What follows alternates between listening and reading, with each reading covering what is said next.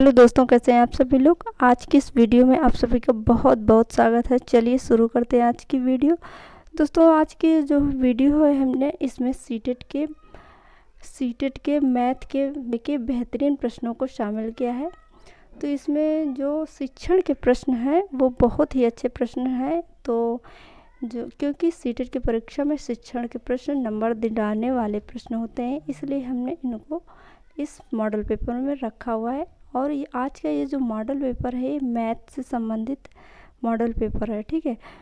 तो चलिए शुरू करते हैं आज की वीडियो। उससे पहले यदि आप हमारे चैनल पर नए हैं तो चैनल को सब्सक्राइब करें, वीडियो को लाइक करें व दोस्तों को शेयर कीजिएगा और बेल आइकन अवश्य प्रेस कर लीजिए ताकि मेरी आने वाली हर वीडियो आपको मिल सके। चलिए तो दोस्तों शुरू करते हैं आज की वीडियो। चलिए देखिएगा प्रश्नों को। चलिए पहला प्रश्न पढ़िएगा, देखिएगा। ये शिक्षण के प्रश्न है, ठीक है। क्योंकि गणित में 30 नंबर के प्रश्न आते हैं, 15 नंबर के जो आपको विषय वस्तु आधारित होती है प्रश्न वो आते हैं और 15 नंबर शिक्षण के प्रश्न आते हैं, ठीक है। तो शिक्षण के प्रश्न कुछ आसान होते हैं जो नंबर दिलाने वाले हो सकते हैं, ठीक है। तो चलिए शुरू करते हैं आज की वीडियो। चलिए पढ़िएगा प्रश्नों को। देखिए पहले प्रश्न को, प्राथमिक स्तर पर गणित की पाठ्य पुस्तक का निम्नलिखित में से कौन सा एक सर्वाधिक उपयुक्त एवं महत्वपूर्ण लक्षण है, ठीक है। ऑप्शन ए देखिए, इनमें विद्यार्थियों के अभ्यास हेतु अधिक प्रश्न होने चाहिए। ऑप्शन बी देखिए, ये रंग बिरंगे और आकर्षक रूप में अभिकल्पित होनी चाहिए। अगला देखिए, यह सैद्धांतिक अवधारणाओं पर अत्यधिक केंद्रित होनी चाहिए। डी देखिए, ऑप्शन डी देखिए, गणितीय अवधारणाओं को प्रस्तुत करने के समय ये साक्षात, क्या लिखा हुआ है,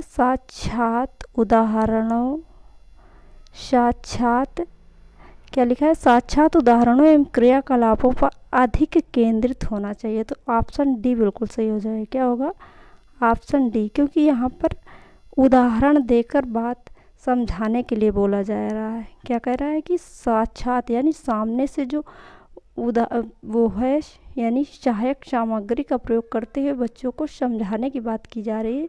क्योंकि सहायक सामग्री मूर्त सामग्री होती है ना, उसको बच्चे छू सकते हैं, देख सकते हैं, उसको उठाकर अनुभव कर सकते हैं कि ये इसका आकार गोल है कि ये चौकोर है ना। चलिए तो अगला प्रश्न देखते हैं। प्रश्न नंबर 2 देखिए, कक्षा के 50% विद्यार्थियों ने गणित में एक विषय नहीं समझा, यानी कोई विषय वस्तु या कोई टॉपिक उनको समझ में नहीं आया, ठीक है। निम्नलिखित में से कौन सी विषय के अधिगम में बच्चों की सहायता करने की उपयुक्त विधि नहीं है, कह रहा है नहीं है। भिन्न भिन्न, ऑप्शन देखिए, भिन्न भिन्न उदाहरणों के साथ विषय को दोहराना, ये तो है ना, यानी भिन्न भिन्न उदाहरण देकर समझाया जा रहा तो बच्चे समझ जाएंगे। अगला देखिए, विषय संबंधित सामूहिक कार्य को बच्चों को संलग्न करना, तो सामूहिक कार्य में एक दूसरे से बच्चे जल्दी समझ जाते हैं, तो ये भी सही है।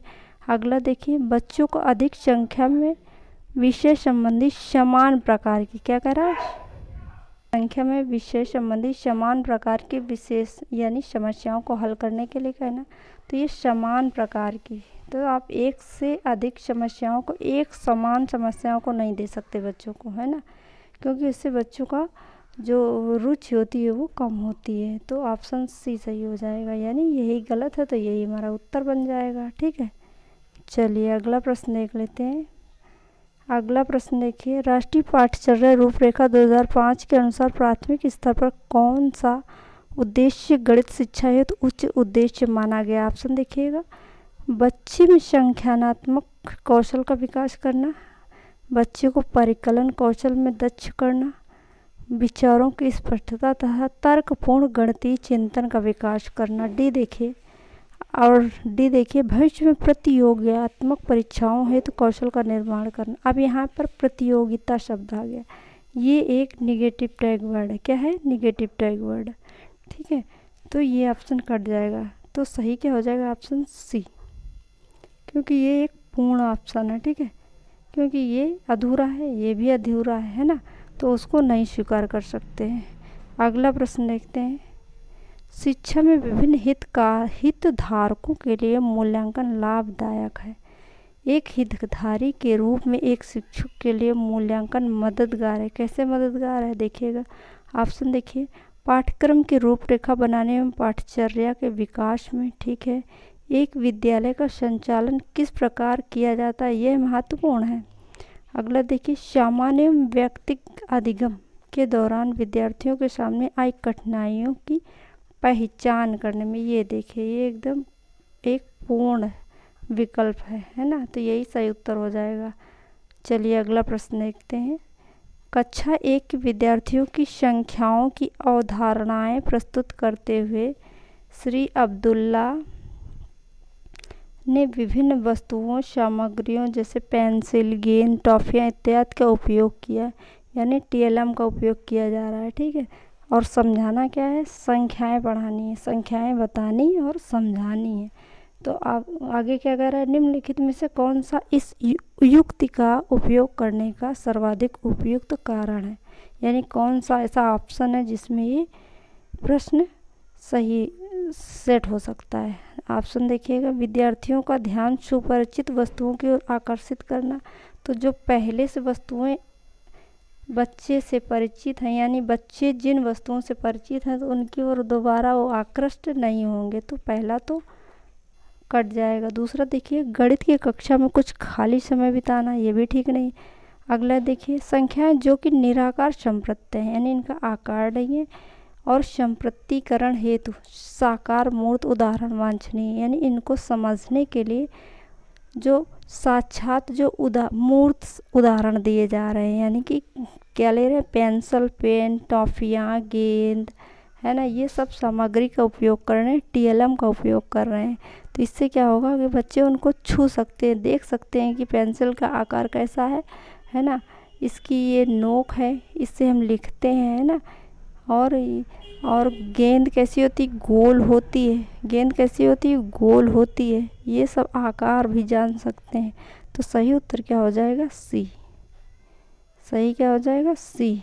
चलिए अगला प्रश्न देख लेते हैं। कक्षा 1 है, क्या कह रहा है, गणित की अवधारणाओं के पदानुक्रमित संदर्भ में निम्नलिखित में से कौन सा कथन सही नहीं है, कह रहा नहीं है। ऑप्शन देखिए, गुणन का गठन योग की अवधारणा पर हुआ है, गुणन का गठन योग की अवधारणा पर हुआ है, तो ये तो बात सही है ना। अगला देखिए, भाग का गठन व्यकलन की अवधारणा पर हुआ, यानी घटाना की अवधारणा पर हुआ है।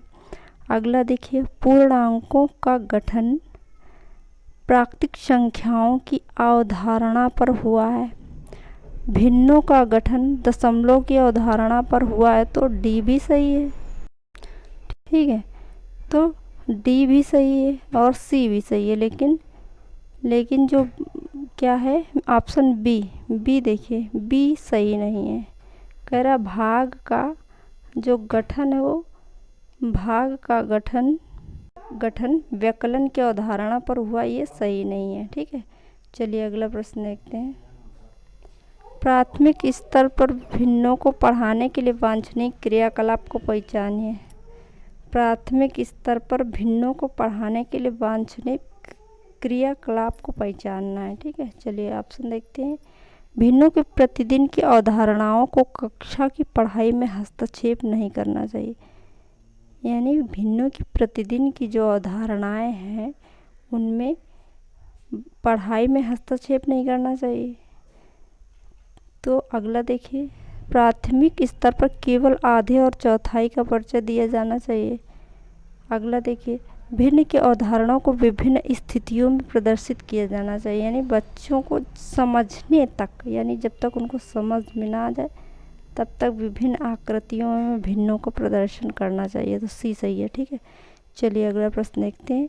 निम्नलिखित में से क्या विद्यार्थियों में त्रिविम दिक् स्थान यानी दिशा ज्ञान, ठीक है, समझ को विकसित करने के लिए संभवतः उपयुक्त नहीं है, कह रहा नहीं है।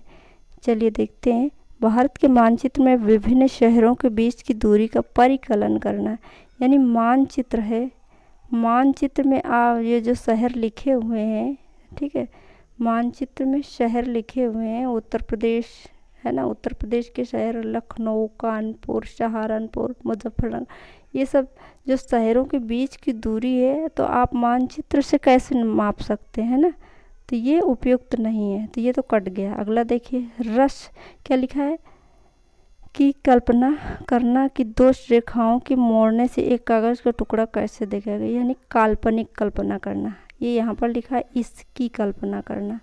इसकी कल्पना करना कि रेखाओं के मोड़ने पर एक कागज का टुकड़ा कैसे दिखेगा, तो ये तो संभव है ना, ये तो हो सकता है, ये सही भी है। निर्देश देना कि वे विद्यालय से घर कैसे जा सकते हैं, ये भी दिशा ज्ञान दे रहा है। पेंसिल के ऊपरी दृश्य का पार्श्व दृश्य से सुमेलन करना, तो ये भी दिशा ज्ञान दे रहा है। तो ऑप्शन ए गलत है, तो जो गलत है वही हमें ढूंढना है, तो ए सही हो जाएगा। ठीक है, चलिए तो दोस्तों आज के लिए बस इतना ही। कैसी लगी क्लास कमेंट बॉक्स में ज़रूर बताइएगा। फिर मिलते हैं नेक्स्ट वीडियो में, तब तक के लिए आप सभी का बहुत बहुत धन्यवाद।